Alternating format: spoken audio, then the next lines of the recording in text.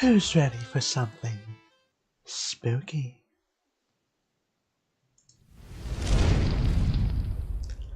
Lovely ladies and gentlemen, viewers, I have for you 3 scary stories written by myself and my fiance. Listen closely, and I hope you enjoy. The next story is written by my lovely fiance.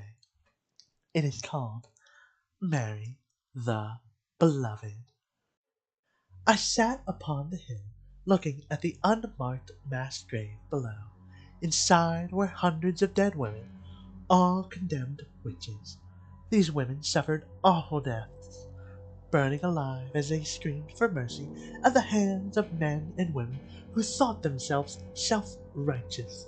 As the sun started to set, I thought about what led to these dead. Was it worth it? Did I do the right thing? I lived in a world where witches did business with humans in exchange for living peacefully. The two agreed to never intermix, as humans considered the breeding to taint the bloodline, while witches thought humans would weaken it. This did not stop my father from seducing a witch to his side. The promise of love and power from his position. My father, a moronic noble of the land, thought having a witch bear his child would give him the ability to take the kingdom for himself. My mother, the lovely woman she was, did not care about power or nobility, as she only wanted a family. She was the weakest witch of her tribe, but still stronger than any human.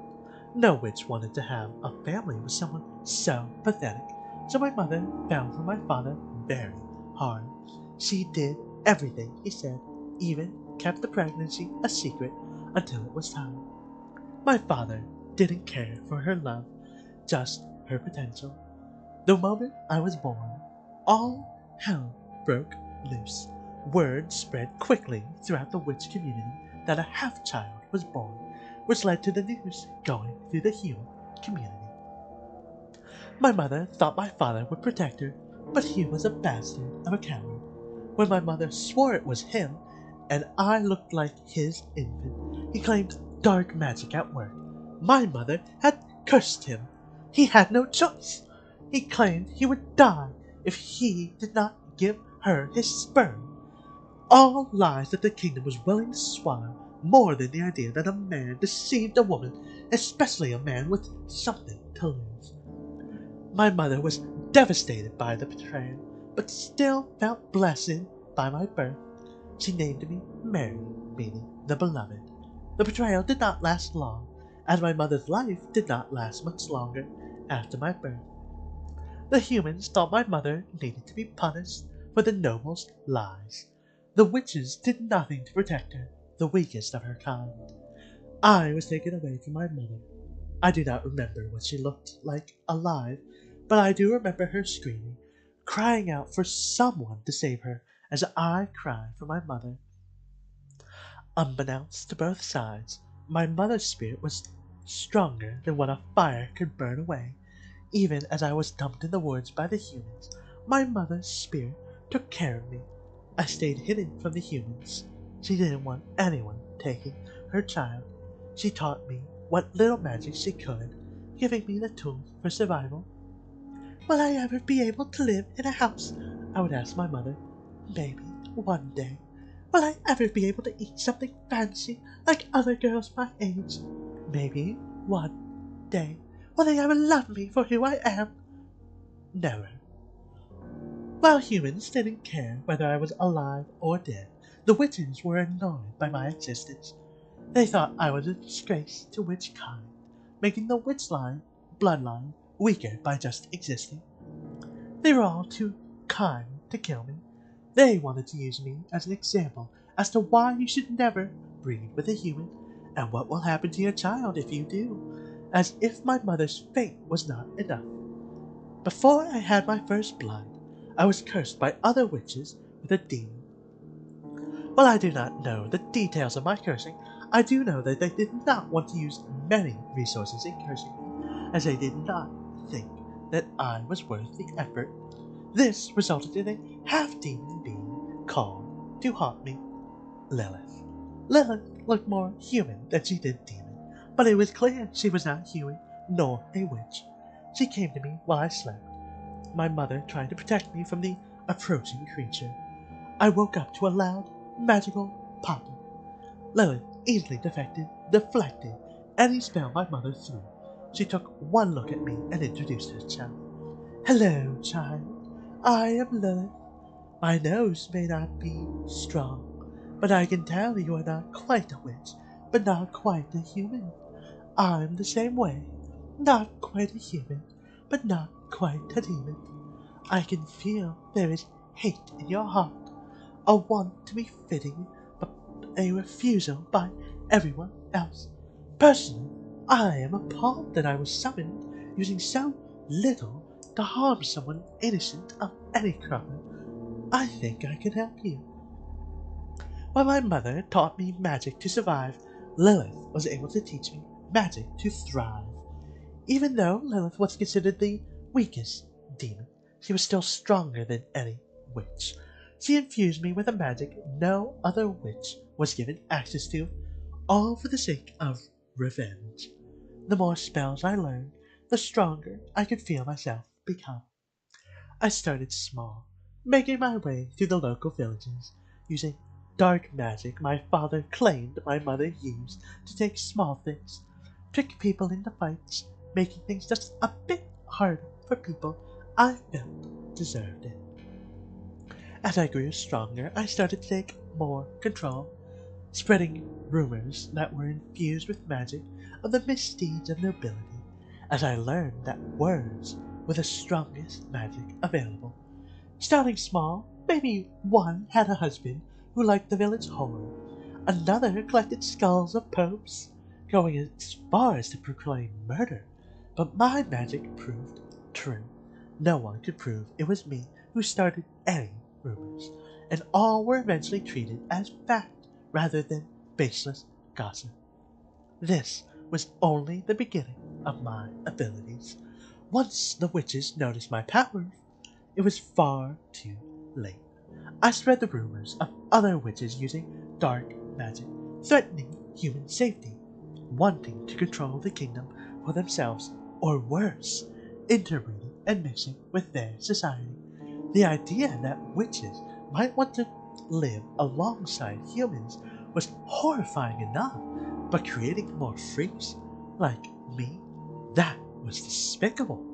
Even if they didn't know the one spreading all of these lies was the one they were trying to condemn. Nobility got nervous, including my own father. I refused to spread any rumors about my father, as I wanted him to live with what I knew was coming. It started slow. A few witches that looked like they were breaking laws, even if those laws were misconstrued. It snowballed into tribes being burned, surrounded by soldiers the nobles hired to stop any witches from escaping the burning. I made sure the spell attached to the rumor was strong enough to go beyond the kingdom, reaching to the farthest corners of the map. If there were any witches left, they weren't alive for long. No one was able to come back. I made sure of it with wards other witches could have only dreamed of. The humans, proud that they extinguished the fraudulent threat, started to face the consequences of their action. They didn't realize how much they used magic in their everyday until every witch was in the ground. Sickness was more common. People dying left and right as the humans entered a new dark age. Even after all the witches were dead, they were still too proud to say that they were wrong. And they started to drop like flies to a new problem they thought they would have to deal with. I took to the shadows, refusing to help those who refused to help me. As the sun set, I could see my mother's spirit glow alongside me, as well as Lilith walking out of the darkness. I looked to the moon, feeling the power within me surge, while I walked down the top of the corpses of my fake sisters. Are you happy? Lilith asked on my saunter down the hill. Very, I answered candidly. When you're the last witch, what will you do? I spun around, looking at my personal demon and spirit, and smiled. Whatever I want. As I skipped down the hill, past unmarked graves of witches who would be forgotten to history, a smile grew on my face. I was almost there. I only had one thing left to take care of. I slowed down my saunter to an amble as I approached the darkened forest. What used to be a lively forest filled with magic and camaraderie turned to a burnt crisp of blackened trees and rotting bones by hateful humans. I reveled in the scent of my dead kin.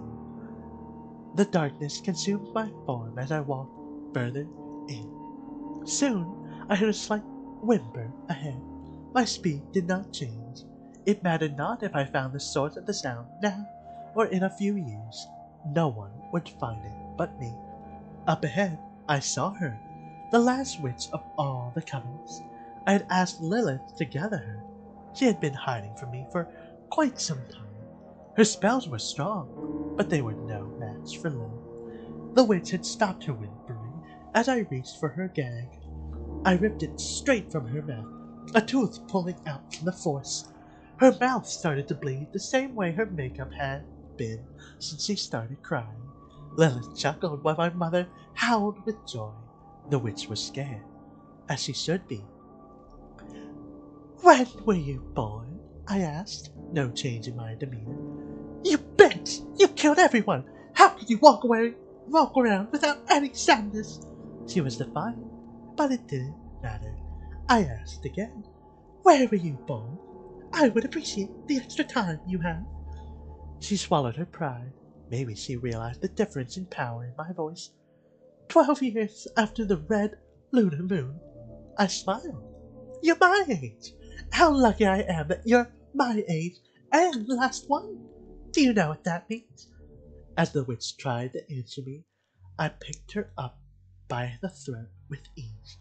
"It means you were one of the witches to help curse me, and I think a curse for a curse should suffice." With words beyond my language, the witch's body glowed under the moonlight, brighter than my own mother's spirit. Once the glow dimmed, I dropped the witch to the ground. What did you do to me?" she asked. She was as pathetic as I thought she would be. All the witches were. None of them could recognize a demon's curse when it was attached to them. I scoffed at the ignorance. "You would think someone in the coven would recognize a soul banishment. But I guess you underestimated your strength when I started." Her face turned pale, all the blood leaving as she started to understand what I meant. "You did this to everyone," she whimpered. "I couldn't have you guys coming back to haunt me, now could I? Besides, darkness isn't all that bad. Darkness is what you witches left me to, after all. Lilith, you can take care of the rest." The witch's scream was cut short by a wet slice. In an instant, I could feel myself become the only witch on the planet. I shuddered with delight. No one could stop me from whatever I wanted to do. "Now what, my beloved daughter?" my mother wailed. "I am going to watch the humans destroy themselves as they forget that witches were ever real." And that was Mary the Beloved, written by my fiancé.